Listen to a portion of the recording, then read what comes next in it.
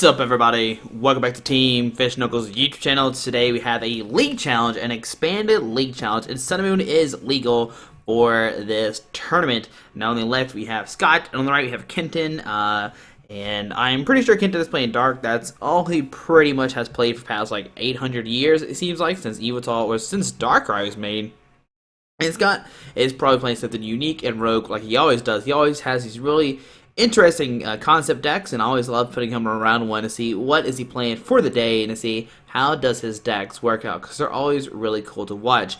Now this is a week before St. Louis Regionals, so hopefully we'll see something cool in this video to help people out for St. Louis Regionals if they do want to see what's good there. And here we go, guys. We're starting right now. Now we see Scott starts with Joltik and a Shaman for Kenton, which, you know, you never want to start with Shaman. Alright, so let's see. I'm not sure who's going first. Looks like Scott is going to go first. Okay. So Scott's got a laser, he's got a Burbank, and if you don't know, Burbank makes it where your poison damage do 20 more damage. So we see a Hypno Toxic Laser, which automatically poison, and flip a coin of heads, your opponent's Pokemon is now asleep if tells nothing else.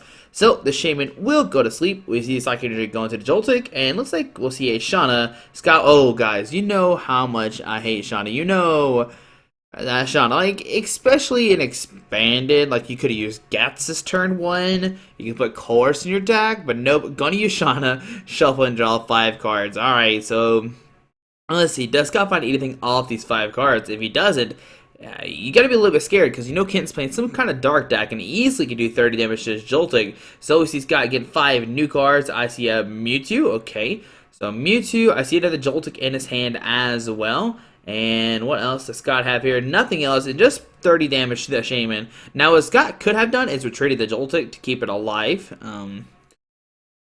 But we see Kenton go to Ultra Ball, discard a Dark and a Dark. Now, in Expanded, there's cards called Dark Patch, and Dark Patch lets you attach a Dark Energy from your discard pile to one of your bench Dark Pokemon. Alright, so we see Darkrai coming out. And so we see Kenton is probably playing a speed Darkrai deck. Like, there's 2 different options. I mean, he could play an Evital, like an Evital Glade Archeops deck.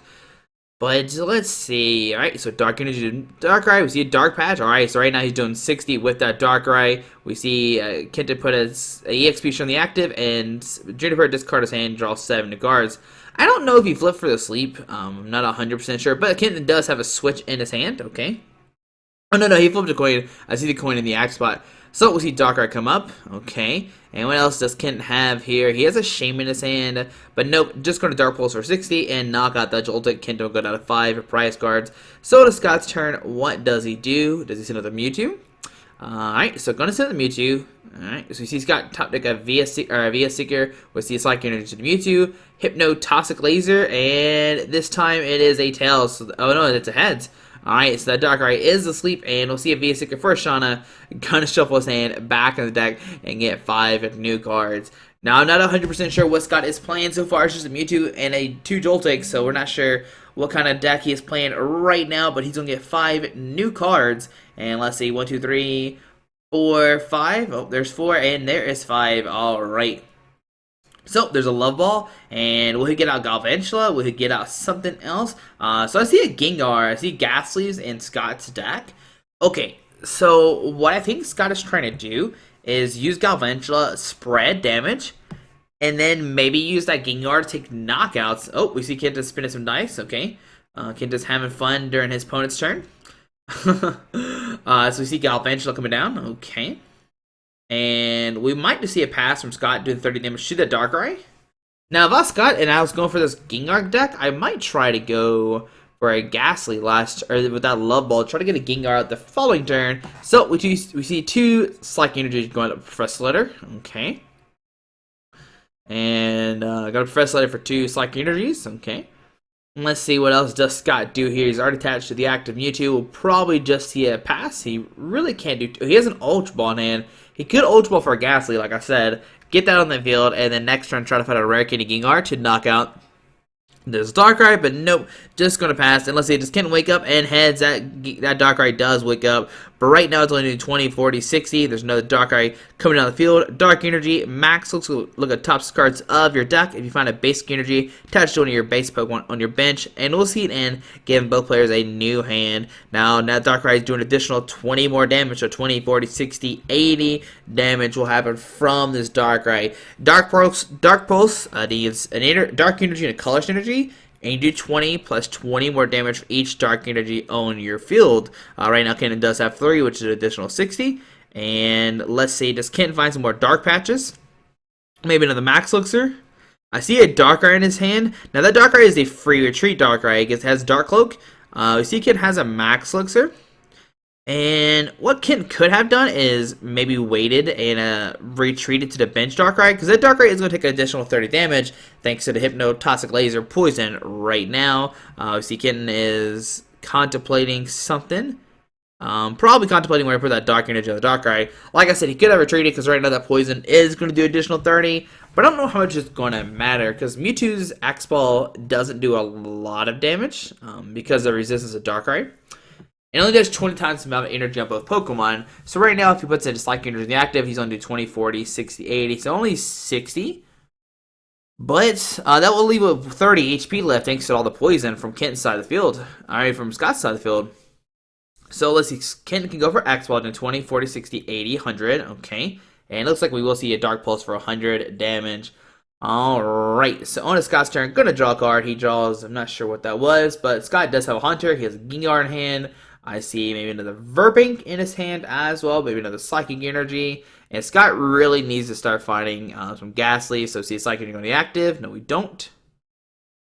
Like I said, if he puts a Psychic Energy active, he'll leave it with 30 HP left. And then Galvantula can actually snipe it for the knockout later on if Kenta does not put a Fighting Fury Bone on it. Alright, so yep, Psychic Energy active, okay. Shauna, third Shauna in a row. Alright, Scott loves his Shaunas, as you can see. He always loves his card. He doesn't like discarding his stuff. He likes shuffling and drawing more cards and saving his resources. So, we'll see Shuffle. And does he find one of these Ghastlies? That is the big question here, guys. So, going to draw 5 new cards. There's a Gengar. Okay. I don't see a Ghastly in his hand yet. And number 5, I do not see a Ghastly in Scott's hand. Alright, so we'll see an Axe Ball doing 60.